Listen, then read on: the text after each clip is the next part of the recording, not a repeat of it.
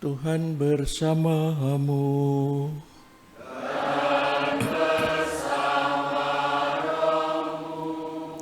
Inilah Injil Yesus Kristus menurut Matius.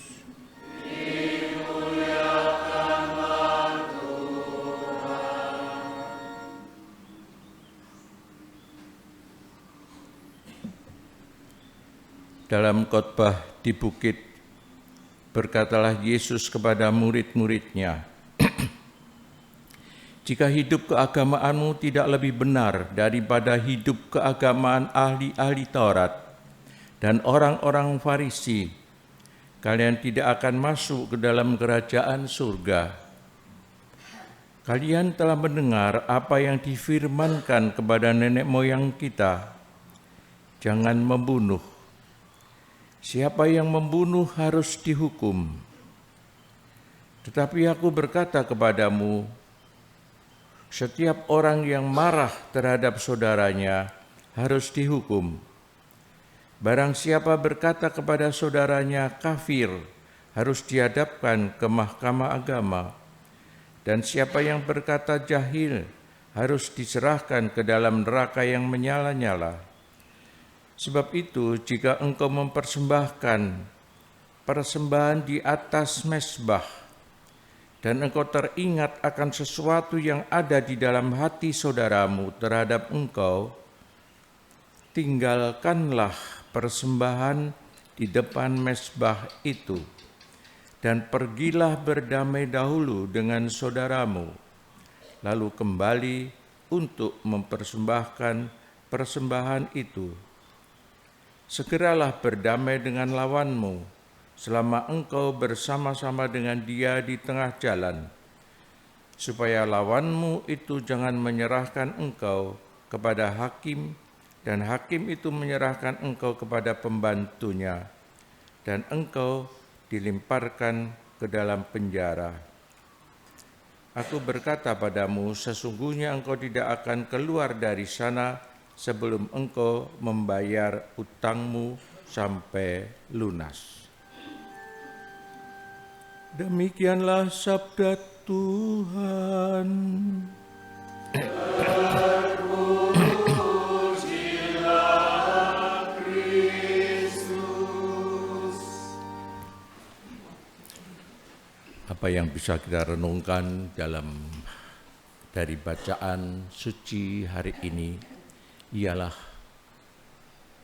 perlunya bertobat dari kesalahan-kesalahan dan dosa, supaya mendapatkan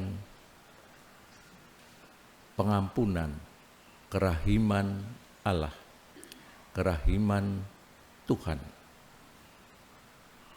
meninggalkan jalannya yang tidak baik menuju kepada jalan yang ditunjukkan oleh Tuhan kepada kita. Itulah bertobat, berpaling kepada Allah, berpaling kepada Tuhan yang berbelas kasih, yang Maha-Rahim, dan pasti mendapatkan pengampunan atas dosa-dosa dan kesalahan itu.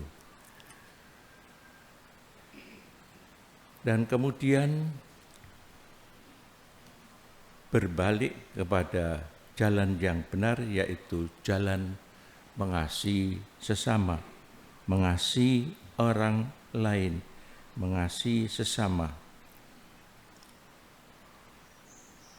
mengasihi saudara-saudaranya. Dari mana itu? Bukan hanya diperlukan perubahan di dalam hati, karena kesalahan ataupun dosa-dosa itu pun sumbernya dari hati, dari lubuk hati, dari hatinya yang jahat bisa terjadi kejahatan-kejahatan secara nyata. Karena itu dikatakan dalam Injil bahwa itu lebih besar artinya daripada persembahan. Berdamailah dahulu dengan saudara-saudaramu, tinggalkanlah persembahan. Persembahan itu. Dan dengan demikian, setelah berdamai dengan saudara-saudaranya, dengan saudara lain, lalu berilah persembahan itu kepada Tuhan. Marilah kita mohon kepada Tuhan agar kita juga dapat memperoleh rahmat pertobatan, rahmat juga pengampunan, karena kita percaya Tuhan Maha Rahim.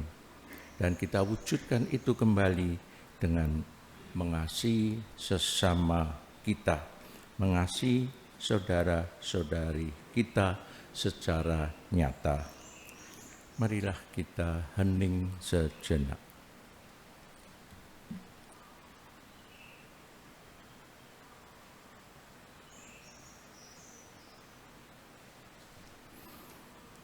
Kemuliaan kepada Bapa dan Putra dan Roh Kudus.